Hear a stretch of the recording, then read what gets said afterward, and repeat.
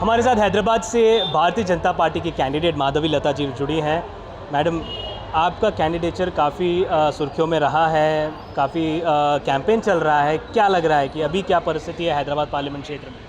भैया एक बात तो कहती हूँ, हमारे सारे राजस्थान भाई बहनें और मराठा भाई बहनें, गुजराती, बसवा समाज, तेलुगु, कन्नड़ा, तमिल, मलयालम, उत्तर प्रदेश, बिहार, यूपी, ना जान मैं पता नहीं किस किस का नाम लूँ, इतने बड़े उत्साह में हैं और अब की बार हैदराबाद का नारा लगा रहे हैं और 400 पार हम ही हैदराबाद से करके मोदी भैया को दे देंगे।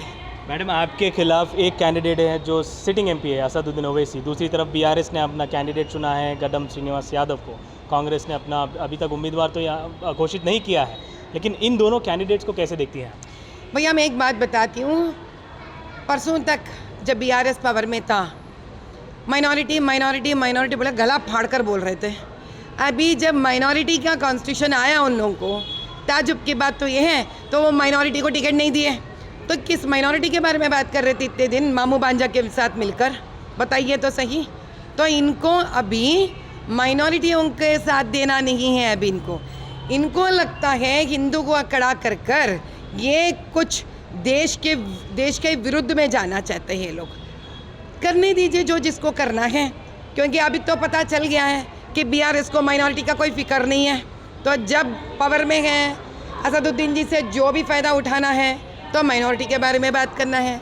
अभी उन लोगों को क्या करना है, असदुद्दीन को ऐसा भी मदद करना है कि माइनॉरिटी को नहीं खड़ा करते हुए। ये हुआ बीआरएस का कहानी।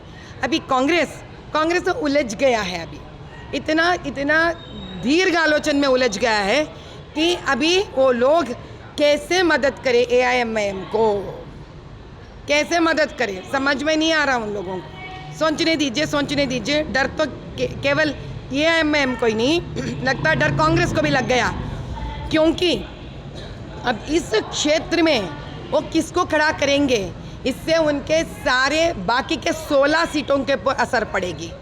जिस प्रकार के मदद वो ये हैदराबाद लोकसभा कॉन्स्टिट्यूंसी में असदुद्दीन जी को करेंगे, उससे तय हो जाएगा कि कांग्रेस रजाकारों के साथ है या नहीं है। सीट डिक्लेयर होने से पता चलेगा।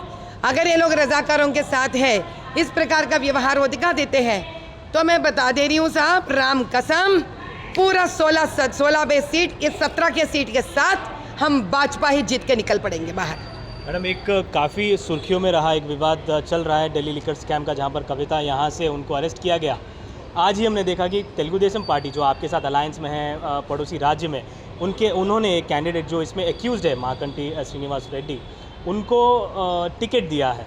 तो इसको कैसे देखती हैं? काफ़ी बीआरएस पार्टी आरोप लगा रही है, एक तरफ एक्शन लेने की बात करते हैं, दूसरी तरफ अपने ही पार्टी के लोग जब उनकी पार्टी में जुड़ते हैं, मतलब बीजेपी पार्टी में जुड़ते हैं, तो वो साफ सुथरे हो जाते हैं। इस आरोप पर आप क्या कहेंगे? अरे भाई, वैसे तो वाल्मीकि जी भी पहले क्या थे, लोगों के पीछे पढ़कर प्राण लेते थे, तो राम नाम पढ़कर वो वाल्मीकि जी नहीं बने। ऐसा जब बीजेपी में आ जाते हैं ना, तो लोग शुद्ध हो जाते हैं, उसका फिक्र मत करिए। शुद्ध होंगे तभी बीजेपी में आएंगे, शुद्ध नहीं होंगे तो बीजेपी के अंदर नहीं आएंगे। गलती कर चुके हैं, एहसास हो गया उनको, अभी गलती करना नहीं है। क्या गलती करे तो इंसान को सुधारने का मौका नहीं मिलता है क्या? तो एक तरफ एक्शन लिया जाएगा, दूसरी तरफ छोड़ दिया जाएगा, क्या इस तरीके का जो है पॉलिसी बीजेपी अपनाएगी? अरे भाई, एक्शन अभी तक टीडीपी पे क्या लिया गया है? क्या डायरेक्ट एक्शन लिए? आज तक कुछ भी तो नहीं लिए। और ऊपर से आप जो स्कैम बता रहे हैं, वो स्कैम जो है, जो आप उनके ऊपर जो लिखकर वो जो बता रहे हो, वो ईडी का लिया हुआ है। अगर उनमें से कोई भी 100% पक्का बाहर निकलते हैं, तब तो इसी इलेक्शन कमीशन खुद रोक लेगी उनको, क्योंकि क्रिमिनल केस है जिनके ऊपर, वो तो इलेक्शन में ठहर भी नहीं सकते हैं ना। तो इसी को निर्णय लेने दीजिए, वो तो इंडिपेंडेंट बॉडी है ना। फ़ोन टैपिंग का एक मसला काफ़ी विवाद में चल रहा है। कांग्रेस भी बीआरएस पर आरोप लगा रही है कि कई सारे नेताओं के फ़ोन टैप किए गए। भारतीय जनता पार्टी के नेता भी डीजीपी से शिकायत किए हैं कि उनके फ़ोन टैप हुए हैं। तो आपका क्या स्टैंड इस पर रहेगा? भारतीय जनता पार्टी क्या कोई एक्शन लेगी केंद्र से? भैया, इसमें तो मैं और एक बात भी जोड़ना चाहती हूँ, क्योंकि जो बीआरएस फ़ोन टैपिंग का जो काम कर चुके हैं, जो इस हरकत के पीछे, मैं कहती हूँ सिर्फ बीआरएस ही क्यों, अरे एआईएमआईएम का तो भी हाथ हो सकता ना इसके अंदर, क्योंकि वो तो पार्टनर बोलकर खुल्ला खुलासा निकाले कि हम दोनों पार्टनर से जहाँ EMI बोलती है वहाँ तो नहीं चाहिए तो फ्लाईओवर नहीं आती है, चाहिए तो फ्लाईओवर आती है, मुड़ो तो फ्लाईओवर मुड़ती है, मंदिर के ऊपर से निकालो तो मंदिर के ऊपर से निकलता है, हमारी बिल्डिंगें बचाओ EMI बोलती तो हमारे उनके बिल्डिंग बच जाते हैं। जब इतना कुछ हो सकता है, मामू भांजा का रिश्ता हो सकता है, मैं कहती हूँ AMI का भी हाथ होगा इस फोन टैपिंग में। पहले आप जिनको पार्टनर, ओपन से हम पार्टनर बोले हैं, पहले उनको भी पकड़ के आप उनका भी, मेरे कहती हूँ you go and investigate them also. AIMIM पर भी आरोप आप लगा रही हैं। मैं कहती हूँ क्यों नहीं हो सकता। आप बताइए, यहाँ का कविता जी, वहाँ के केजरीवाल जी, दोनों तो अलग राष्ट्र के होकर लिकर के स्कैम में हो सकते हैं, तो एक ही राष्ट्र के अंदर दोनों दोस्त होकर, मामा भांजा होकर पार्टनरशिप डिक्लेयर करके नहीं हो सकते हैं? बताइए। हम मांगते हैं, प्रजा के तरफ से मांगते हैं, हमारा हक है, आप क्यों छोड़ दे रहे हैं इनको? कोई कंप्लेन वगैरह आप करेंगी ECI को या फिर केंद्र सरकार को या DGP को इस फ़ोन टैपिंग वाले मामले में?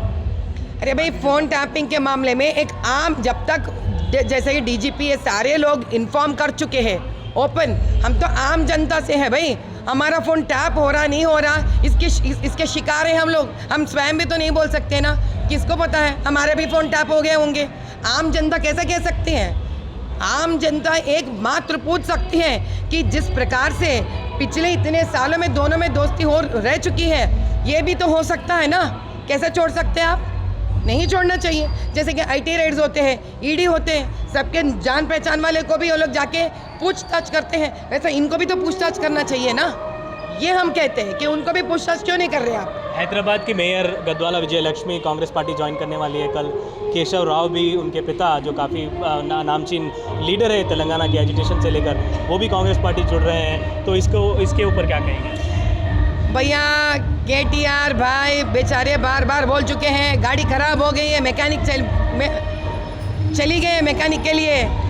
अभी कारखाना जो गाड़ी चली गए तो कितनी देर बैठेंगे गाड़ी में? अभी उनको भी पसीना छूट रहा है, AC नहीं है, गाड़ी चालू नहीं है, BRS का गाड़ी, जो उतरना है सारे उतर के निकल रहे हैं। अभी निकल के जो बाहर जा रहे हैं, जिनको जहाँ कोई मदद मिलती है तो वहाँ चले जा रहे हैं, कोई कांग्रेस तो कोई भी भाजपा, तो कोई अपने अपने पार्टीज पकड़ रहे हैं। पहले तो गाड़ी ख़राब हो गई ना, तो ख़राब हुई गाड़ी में कितनी देर बैठेंगे? हम भी तो नहीं बैठ पाएंगे ना ख़राब हुए गाड़ी में, तो बेचारे वो कहाँ बैठ पाएंगे। धन्यवाद मैडम हमसे बातचीत करने के लिए। तो ये थे हैदराबाद से BJP की उम्मीदवार माधवी लता। कैमरा पर्सन कृष्णा के साथ अब्दुल बशीर, हैदराबाद।